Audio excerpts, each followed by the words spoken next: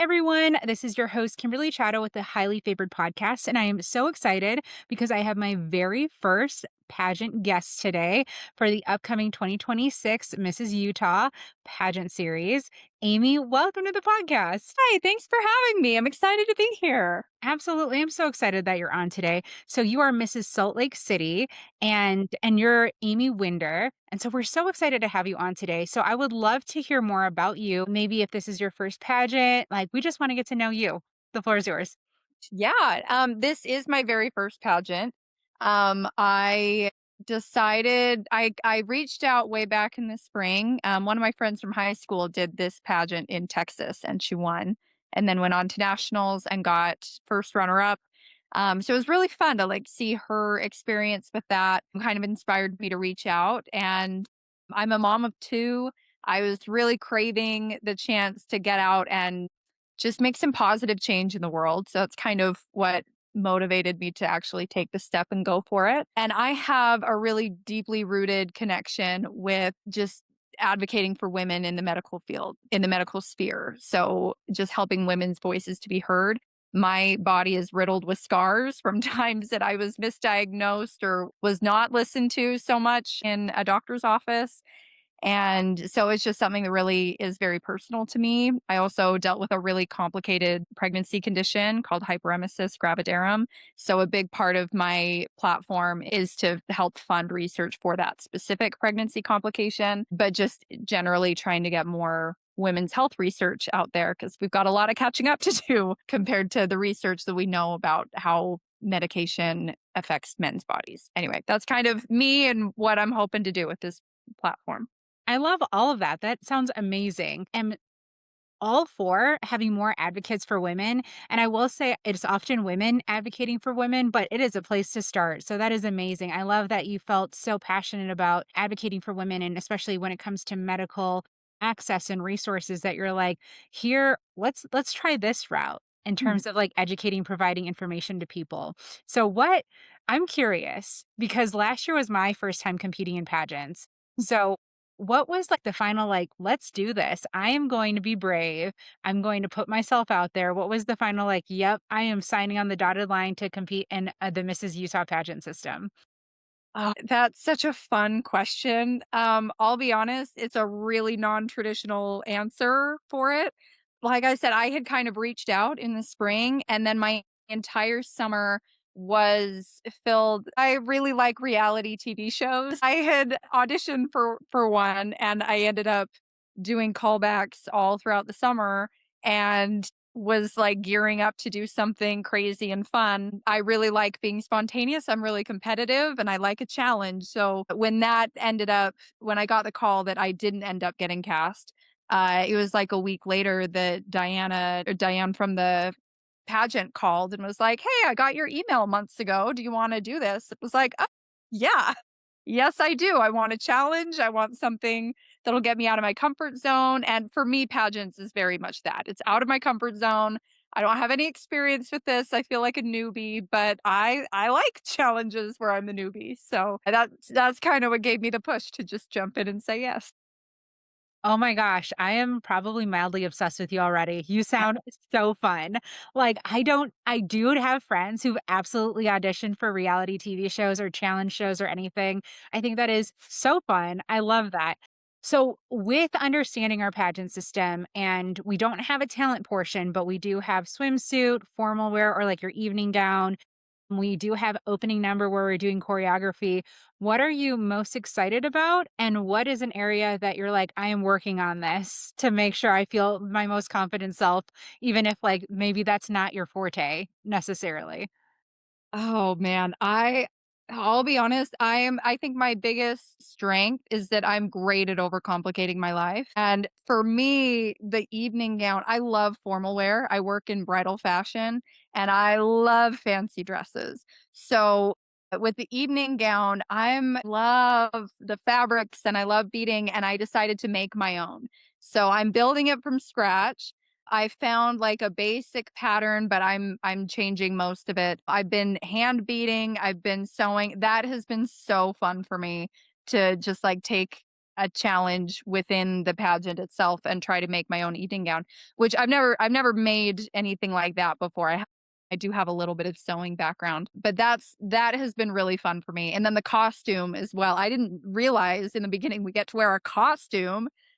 I have a partially I I'll just tell you, a partially beaded dinosaur head sitting in front of me right now. I'm bedazzling the entire thing and I'm so excited. So that's probably what I get most giddy about is just the chance to dress up and make the costumes. Nervous?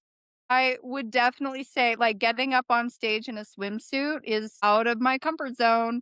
So I've been trying to like dive into that, and I'm doing like a weightlifting program with my husband several times a week. I've been like, I don't know, I feel like if I'm gonna go all in, I gotta go all in. So I've been trying to take that challenge and make it something that's like invigorating for me. But I also love that you don't have to look a certain way for the swimsuit either, and that it's more about like having confidence in yourself. So that's been like a fun kind of mental challenge for me to just be vulnerable and do it in a way that's like for me. Like I don't need to look a certain way for everybody else, but like making this something for me where I just get to, I don't know, like shine in my own space.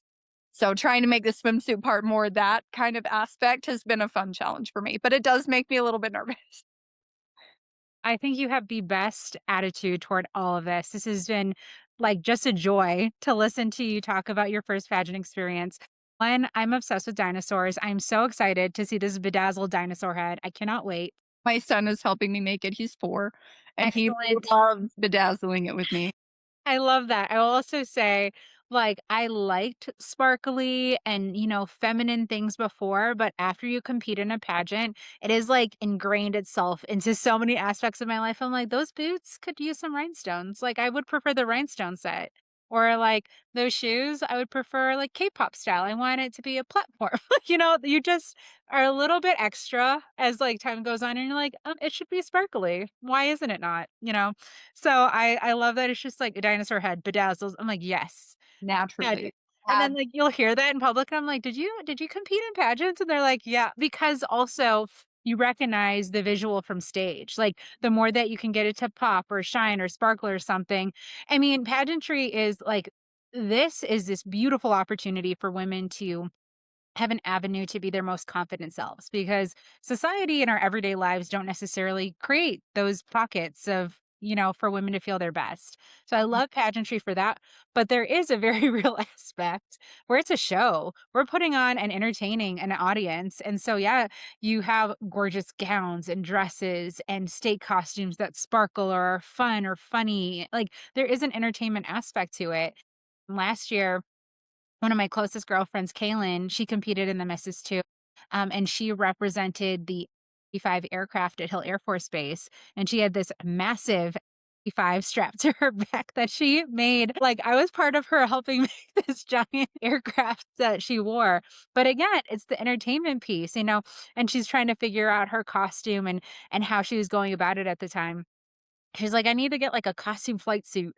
And she's like, "But I don't wanna be disrespectful to the military, but I need it to be tighter because I don't want it to be loose and baggy because you're going on stage." Like, all these factors that people don't even realize how much strategy and intentionality people put in because you're putting on a great show and you're competing at the same time, which is so fun. But, yes, I just love your mentality towards swimsuit last year. I also was terrified to be in swimsuit. it's vulnerable. It is, and I would also say last year too, for me personally, physically, I was in a different state than I am now. I spent, like, the last year prepping to so I separated from the Air Force 2 years ago, and then I decided to go back into the Utah Air National Guard. But when you spend that much time away from the military, you kinda have to reapply. So the last time I, like, joined the military, I was, like, 19 years old, and I was like, "Oh, my 35-year-old body is not my 19-year-old body." So I was like, "Alright, I have to, like, really work hard at this." But I was so proud of myself to have competed as is because I wanted women to know that, like, your body deserves to be in a swimsuit and to enjoy yourselves and to make memories and yes, you might not necessarily be like, "Let me walk on a stage in front of an audience in said swimsuit," but it really was important to me to, like, show up as myself and to be like, but I will say after all of that, because I was like, I don't know how I'm going to do this, but I did it. And it was so much fun that afterwards I felt like I could walk on air. Like you couldn't tell me anything. I was like, I did that. You did it. I was like, I took the thing that was so scary to me and I empowered myself with it. And Portia, she is, I think she's Mrs. Salt Lake County, or she might be Mrs. Utah County. But Portia Blanchard, she's amazing. She's my roommate last year. Her mindset, which will like always stay with me because I love Portia, but she's just like, I'm approaching it that swimsuit is my most favorite aspect of the competition. And she's like, it is going to be the thing that I enjoy the most. Like, honestly, for me this year, I am so stoked to go out in a swimsuit because it's like, it is for women everywhere. Be like, you are gorgeous. All of these bodies on the stage, your different heights, sizes, weights, measurements, everything. And that entire audience, both online and in person, they're cheering so loudly for you. Like pageant people, even if they've never been to a pageant before, you get hype to like be there. Like you're cheering on these women because you're just like, this is incredible. This is so cool. It is a completely different space and energy. And gosh, I wish like every woman could compete in a pageant so that she could feel as beautiful as I promise you're gonna feel when you go across that stage in every aspect, whether it's day costume, swimsuit, evening gown, or you're doing the opening number and you're like, maybe I don't know any choreography. I promise you're gonna have so much fun. It is like the coolest experience. Oh, I'm so excited for it. Yeah. And I love the aspect 'cause that one thing that kind of has prevented me from, like, looking at pageants at all is just the idea of it being maybe kind of superficial or potentially catty or body shaming or any of those things that I think kind of there's a bit of a stereotype. I've been so, so, so grateful that hasn't been, like, a part of this experience so far at all, and I love to hype up women. Like I said, I work in the bridal industry, and I get to help people find their wedding dresses, and it's my favorite thing in the world to be able to take women of all sizes and shapes and heights and everything like you were saying, and just, like, find something they feel incredible in, and it's just the most amazing feeling when you put on something beautiful and you look at yourself in the mirror and go like, "Oh my gosh, is that me?" And I've, like, been so blessed to be able to be a part of that experience for so many women of so many different backgrounds. It's just there's like a high of it that I just love and am addicted to. So that's yeah, I love that about this pageant experience. I'm so excited to actually see it like on stage. It's so fun. I also felt so blessed that that was my first pageant experience too, because people also say that's not to dissuade anyone from competing in any pageant anywhere, but everyone says Utah is very special with their pageant culture. And I think like now having seen 2 rounds of nationals, where women have gone to Las Vegas to compete, Utah is a bit different with that. Like we go to cheer on our ladies. You have people, I mean, yes, like there's a deep sisterhood and friendship that, and we always say the phrase, my sash sister. Um, 100% will adopt that because it just becomes part of like your persona and culture and this grouping that you have with these incredible women. But yes, like we show up like, and I can't, it's so incredibly special because I can't imagine being a queen competing out there and having people, buy the airfare and hotel accommodations to come cheer you on to be like, "Oh, we know because 'cause we've been there. We've been on the state stage and we know how amazing this is and we're so proud of you." And yeah, Utah shows up. I've heard from other competitors that are like, "Wow, like Utah is so cool. I can't imagine so many women coming out to cheer for your queens." And I think for Utah, we can't imagine it any other way. It's like we can only imagine supporting one another, which is really neat. I love that. I moved here about like 2 years ago, 2.5 years ago. And so to have that be my first pageant experience and immediately be like, "Oh, the expectation is we love each other and support each other," isn't just like the coolest standards to set. I wish and hope that for everyone who competes in pageants, and if it's not, come compete in Utah. We'll love you. Exactly. Come join us. We'll love Probably you. should. Uh, I was going to say too, which I was so excited when you said that you were essentially designing and putting together your gown, your dress. That is amazing. And like, did you look at what was available and you're like, I have so many thoughts and ideas that I just want to do it myself? Or were you just like, I've always wanted to do this, I'm going to do it? Oh, that's a good question. I It's probably a mix of yeah, I definitely looked around, and I I love a wide variety of styles, so it's not even that I didn't find anything that I liked, but I think just the combination of, like, I would find aspects of this gown and aspects of that gown, and, like, I'd fall in love with this one, but it's $8,000, and then I just, like, I didn't find quite the right fit, and then, I have, like, sewn before. I've been a costume manager for, like, local community theaters, and, that's been really fun for me. I don't have, like, any formal sewing training, but I have a lot of experience with guess and check, so I figured I can guess and check my way through an evening gown, and if it doesn't work out, then I've got maybe some friends that I could call up for a backup. I really thought that it'd just be a fun challenge, so, and then when I did find, like, a basic, like, pattern to work off of, that helped. That saved a lot of the guess and check. I figure I can make my way around the rest of it. So it really was I just wanted the challenge, and I wanted to be able to take my favorite aspects of other dresses and be able to put it together in a color that I knew that I would feel comfortable in. I figured just building from scratch would help me like something altogether instead of having to spend way too much money on something that I liked mostly and wanted to change. I think that's just so cool. I am so excited to see the final product. You're gonna hear us, like, hoot and hollering from the wings. Be like, "It looks amazing." No, that's wonderful. I'm so excited. Yeah, we're Okay. praying it turns out. It's Yeah, almost done, but it will be great. No, I think that's so neat on so many different levels, but also just on the basis that, like, no one else will have your gown. Like, it is something that you put your blood, sweat, and tears into, and it's gonna be stunning. Like, that's so cool. I love that. I just went and tried on also the beauty of, like, pageant sisterhood. I went to one of our former queens, Natalie Castro's home, and tried on some dresses, and it's so fun to try on dresses with other pageant sisters, but also, like, when something that they felt beautiful in makes you feel so incredibly beautiful, and then you see it, like, again, pageantry is just so fun. It's so beautiful to have the sisterhood of women where you're just, like, cheering and supporting each other, and she was so cute today.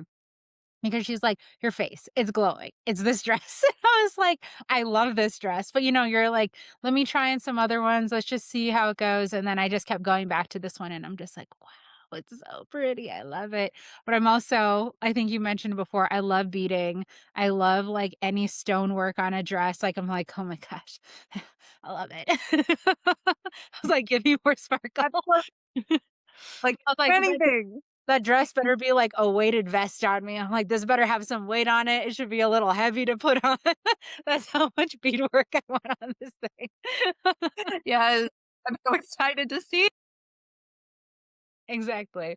Um, okay, so going back to your platform though, how did you I know you kind of expressed like your personal experiences with that a little bit, but I want to dive more into that so that people can kind of understand like your passion behind your cause and what motivated you to specifically focus on this. And then also I would love to learn about like what you've already done with the platform and what you're hoping to do with your platform as well. So I'll give you just a moment to kind of dig into that and share more about what you're passionate about.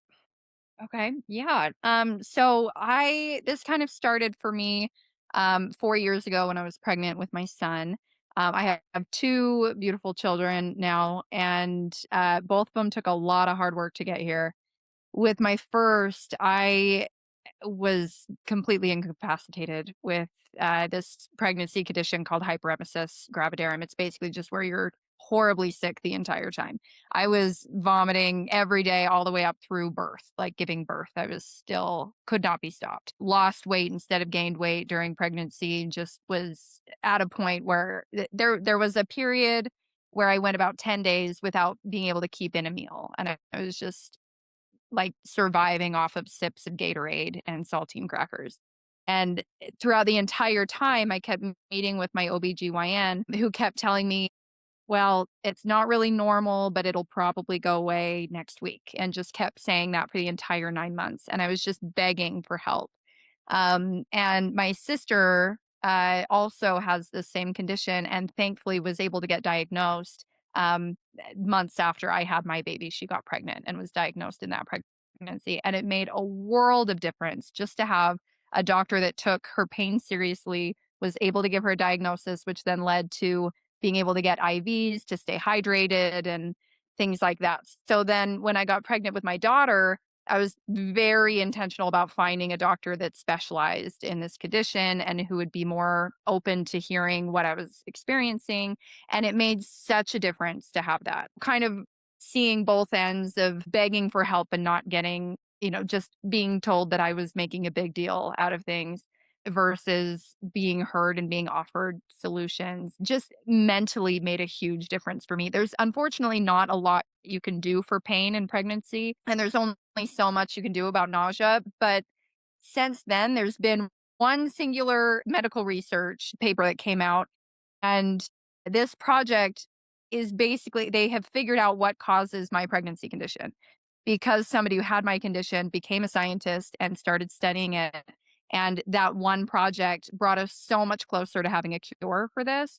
And so I feel like there's so much momentum. There are more women in medical fields. There are more women who are doing these studies. There are more women who are willing to like speak up and say like, no, I'm not okay. And I'm willing to say that I'm not okay and I need help.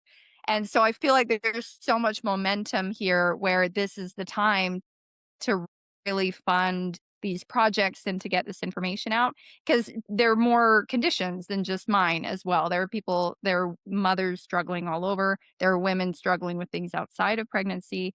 And so just the more that we can help fund and get the ball rolling with female specific medical research, there's so much relief that we can bring to women and to mothers.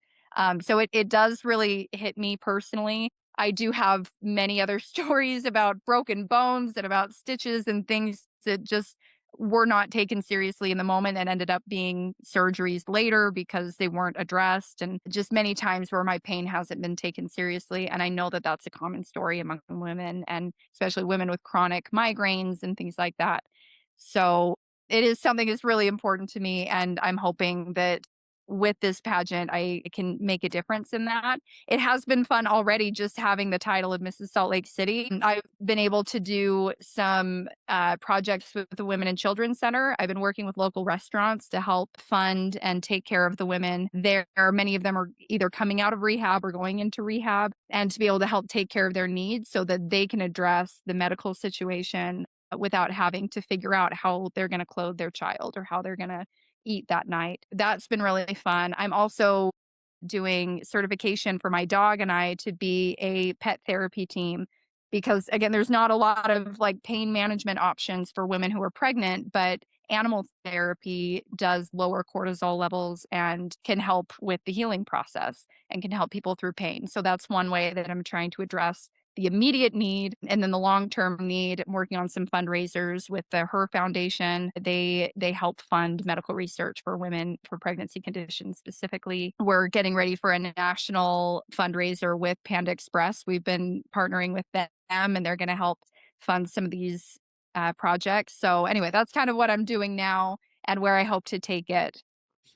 That's amazing. As you were sharing, it reminded me of I have friends who started doing some more in-depth research or just surveys, like polling service members, and kind of like I don't know if it was medical malpractice necessarily, but I think in the vein of medical malpractice in terms of kind of similarly to what you shared, where people were like, hey, you're not taking my concerns seriously, or because you delayed treatment, or this is how my child has been impacted, or perhaps they did not have a successful birth and they're concerned that the type of care that they did or did not receive impacted that. And it was different because in being a service member, especially a woman service member, you have all the same like issues and challenges that you have now, but I think there's sometimes those barriers in which you're like, well, I'm trying to serve my country, I'm trying to take care of my family.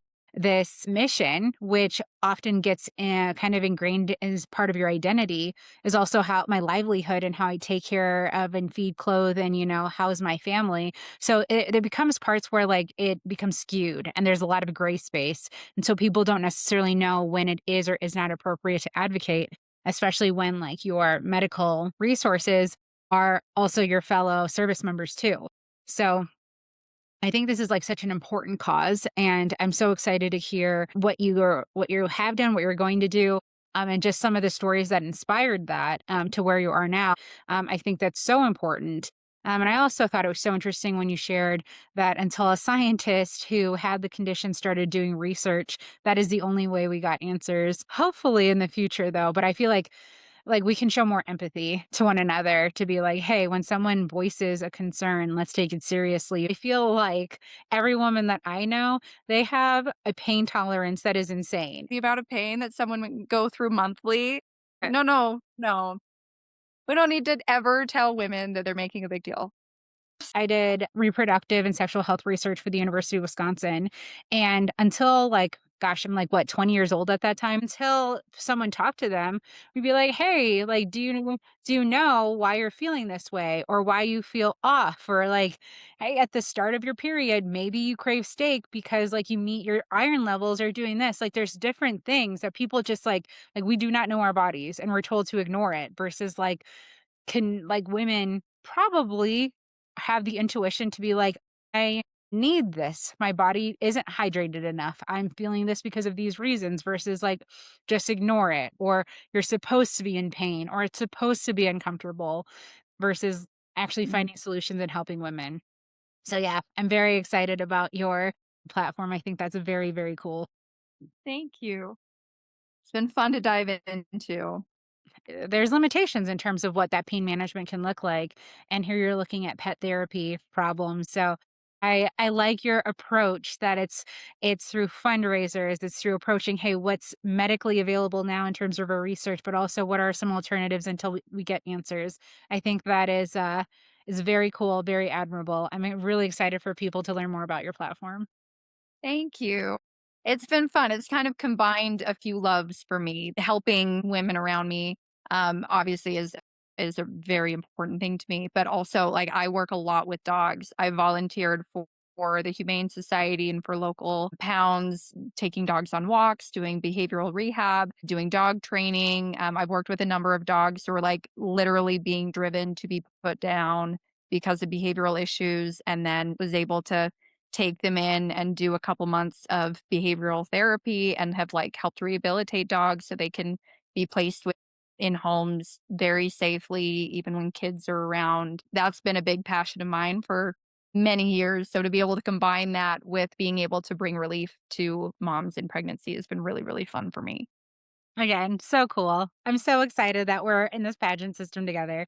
So fun. I feel like you, amongst a lot of the other incredibly talented women, speak volumes in terms of like, this is what pageantry looks like. You have women who are movers and shakers. You're trying to change the world you see and address issues, but you're also advocates for people. Like, I think that pageantry definitely gets a lot of stigmas in terms of like it's a beauty pageant where I feel like where we're at. I mean, and granted, there are pageants that are simply like we are a beauty pageant.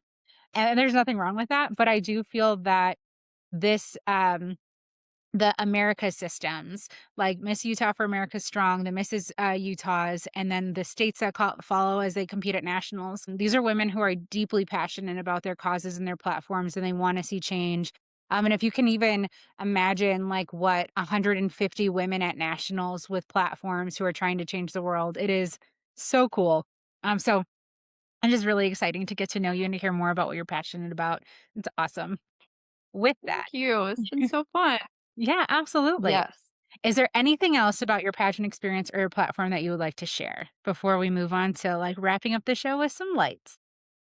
Let's go ahead and move on to the next part so I don't hop on a pedestal for too long. No, you're totally fine. The stage is yours. I mean, I wasn't kidding when I was just I moved to Utah and I was having conversations with folks.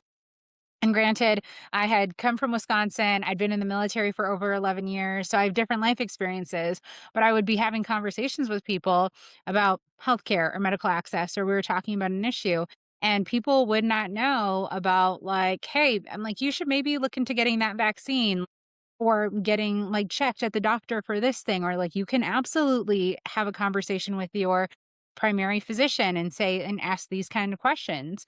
And I was like, and unless you ask, they're not going to. Or like, hey, when you're in romantic relationships, these are the dynamics that you're gonna like anything from like romantic to like emotional connections to like your physical health to your mental health, all these things. And I was just like, oh my goodness. So and Utah is not like isolated in this.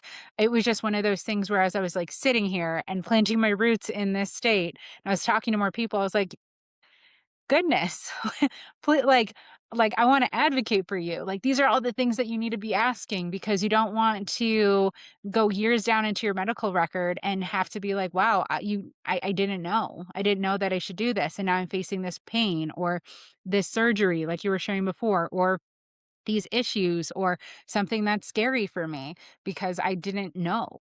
And your doctor didn't know to advocate for that, or they weren't specialized in this area. So, yeah, I'm super excited about your platform. I could talk ad nauseum about it too. So, but I'm very excited to see you in the pageant. And with that, though, one of the questions I've been asking for a lot of folks, regardless if you're a veteran on my podcast, a service member, or one of our pageant contestants, what is something that is bringing you immense joy in this season? Oh, yeah, that's a great question. I think for me, like being a mom, I does take so many different layers of who you are just to dedicate toward our kids, which is a beautiful thing. Motherhood is such a beautiful blessing. I've tried to be very intentional about not forgetting that I'm a human and you can't pour from an empty cup. And I feel like I can show up better for my own kids when my needs are met too, which isn't to mean like, putting my kids' needs below my own, but just not forgetting that I do have them and that it's important to fill my cup as well. It's been really fun to have something for me to dive into because feel like it engages my brain. It like gives me a project and I'm able to show up better for my kids as well. So I feel like it's really been beneficial in every aspect of my life in the sense that like during the day, I'm like, oh, I have this time with my kids because tonight I'm going to be focusing on my dress. So like I'm going to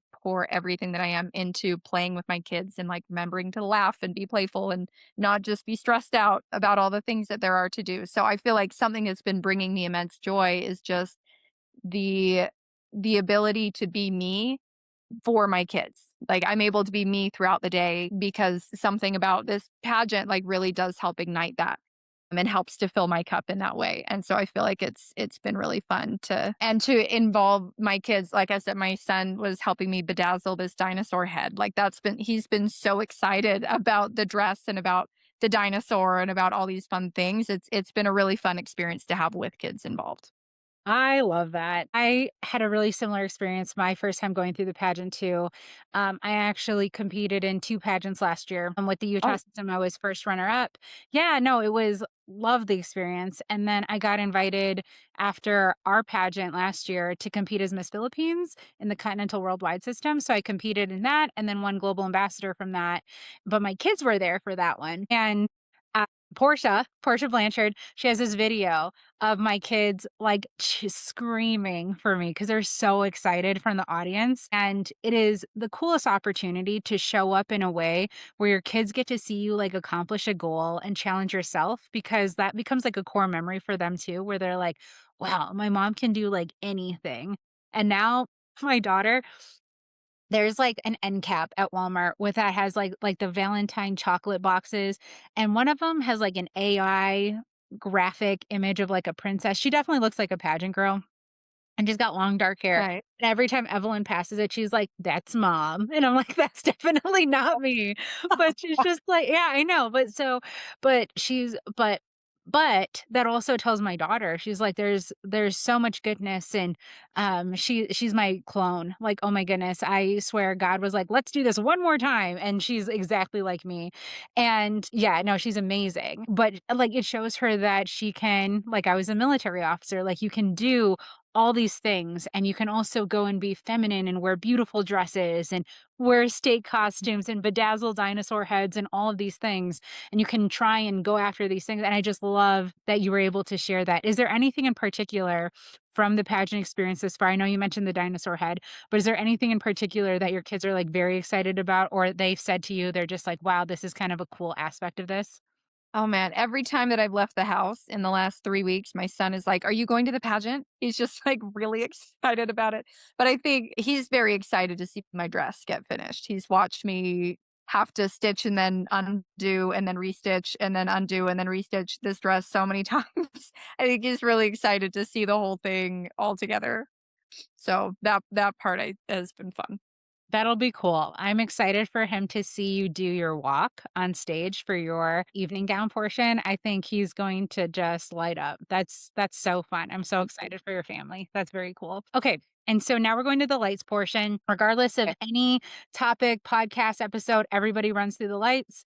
So how it works is we have green lights and red lights. Green lights are things that you like, okay, that you advocate for. Red lights are things that you are thumbs down. I'm not going to recommend that. And it can be as serious or as silly and funny and entertaining as you want it to be. It is totally up to you, but the floor is yours. okay. Green light, red light. Okay, so you want me to bring up some things? Okay. Ooh, let's see. I am and they're pageant related, they're all pageant related. They can be anything. Like my red light for today is driving on I-15 South through Salt Lake City. Y'all, these Oh, drivers they're trying to make me meet Jesus a little bit sooner. I was like, y'all are like, dangerous. I don't know what's going woo! on. Okay, a big red light for me is, like, dieting, like, deprivation. I do not like to feel like I can't eat something. Especially prepping for a pageant. Like, I'm trying to eat healthy, but I refuse to tell myself I can't eat something. Green light are snacks. I've got a huge thing of mini M&Ms, that I've got to snack on every day because it helps me feel like a person, and I love it. Let's see. Green light. I do love taking really indulgent things and, like, finding a healthier way to make them just so that I can feel like I can indulge in, like, ice cream bars without any, like, heavy feeling associated with it at the end. So I'm a big proponent of that, where I will find, like, a favorite dessert, and then I'll find a way to, like, make it with Greek yogurt instead of vanilla ice cream or Yeah. something, and I love making just indulgent snacks. Let's see, green light, dogs, big cats, not so much. I If there's, like, a friendly cat that's basically a dog, I'm for it. You But need I to meet my cats. My cats are there's Massimo. So I have 2 cats. They're Massimo and Filomena. We call them Moss and Means. They are the do. most dog-like cats I've ever met in my life. I'm actually allergic to cats. Really? And yes, and I have 2 of them. That's how cool these cats are. Otherwise, if we did not oh my god, I have girlfriends who are like, they're gonna listen to this. This is no judgment. I love your animals too. But their cats have, like, really specific eating restrictions, or they're coughing up hairballs or all these other things. Again, first time having cats because I'm allergic to them. My cats are so chill. Like, I think if there was any and I think, like, they know, they're like, "This is a dog family, so we need to assimilate." And so, yeah, Massimo is like he is the most do like, he wants to go outside with the dogs, and the first time he did it, I was so scared because 'cause I'm like, "You can't, you're an indoor cat, you're not built to survive in the wild," and he comes right back in with them, like, he thinks he's a dog. Love that. See, I probably would get along really with your cats. I'm sorry, continue I your have lights. I was like, "I have dog cats." Hold on. But continue their I'll take a dog cat any day, any day.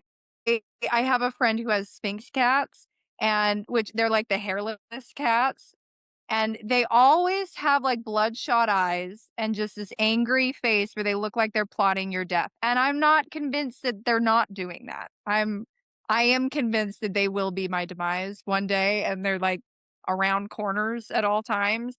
Yeah, they give me nightmares, but I'm fascinated by them. Like, I don't feel like I hate any animal. I just, like, I don't get cats. Yeah, dogs are my thing for sure. Snakes, I thought were a big red light for me until I recently have a friend that bought, like, one of those yellow boas. Um, don't ask me for clarification on any other term because I don't know anything about snakes, but she, like, this snake is actually cute, and they play hide and seek in her blankets, and the snake will, like, pop out, and it actually, like, has a cute face. It, like, looks like it's smiling at her, like, he she loves this snake like a child. So I'm like slowly getting on board with snakes because this particular one is actually adorable. But yeah, anyway, animals, big, big green light for me. Licking fingers is a big red light for me. That is a no for me, dog. Especially like Cheetos. I almost can't eat Cheetos. I think that they taste good. I like the taste of Cheetos. Give me goosebumps on every inch of me just thinking about the grime on my fingers. I can't do it. I don't like grime on my fingers, and I especially don't like it when people lick grime off their fingers. And I try not to judge. It's not like I don't know, it's do you, everybody do you, but, like, please don't touch me afterwards. That's I think I love that. that becomes like a thing in society where you're so naturally like Doritos, Cheetos, those things. Uh, Like, no, your fingers were in your mouth. Now you mhm. have to go wash your hands. Immediately. Yeah, I was like, you can't, that's not like a, oh no, go, no, no, go Yeah, wash your hands. no interaction until Oh my gosh, that's so you funny. know, Okay. So, thank you so much for sharing your lights. Hugely entertaining. I love to see how people take those. I'm dying of laughter. I was muted, so I wasn't like hijacking the conversation, but I was dying of laughter. It was so funny. And then the last thing is, okay, we can do two questions here. So you can take either one of them, but like what is something that you learned from your pageant experience so far or a piece of advice you'd like to share based off of your pageant experience? I have felt really strongly throughout this whole experience that, like, I am gonna get out of it whatever I put in. And I feel like a lot of life is like that. It's easy to kind of, like, go up to an experience and think, like, "This is what I want out of it." Um, but I don't know, I feel like life has taught me more that you can live anywhere, you can have whatever family, you can like, your circumstances don't matter as much as how you receive them and what you put into them.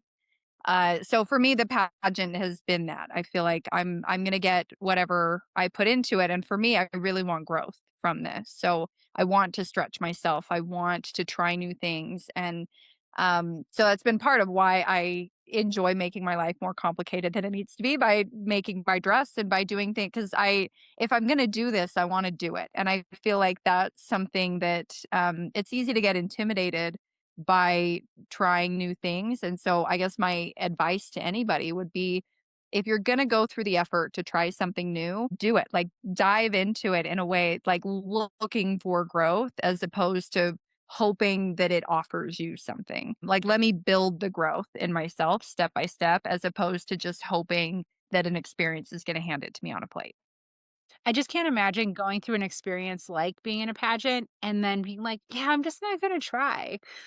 I don't think that the investment, whether it's financial, time-wise, emotional, like, there's just so many different things that demand that are just demanded from you to go through this process that, like, you're almost forced to grow, but I love, um this just reminds me a little bit of, like, when I was in the military, I went on a short tour to South Korea for 2 years unaccompanied, and Oh, I yeah.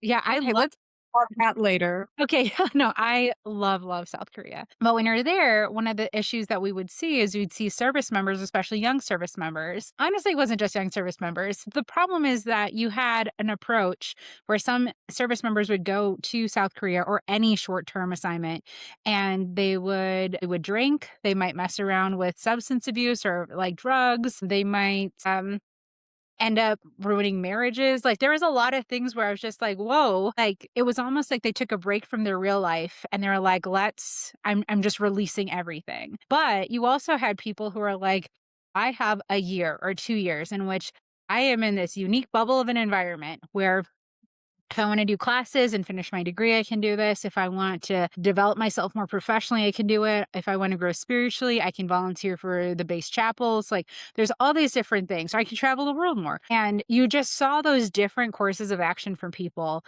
And it amazed me. And I know this probably sounds judgmental, but it amazed me when people would take the one over here where I'm like, you had a year or 2 years in which you're in like almost like a scientific environment where you don't have all these other influences and factors, but you just decided to do that anyways.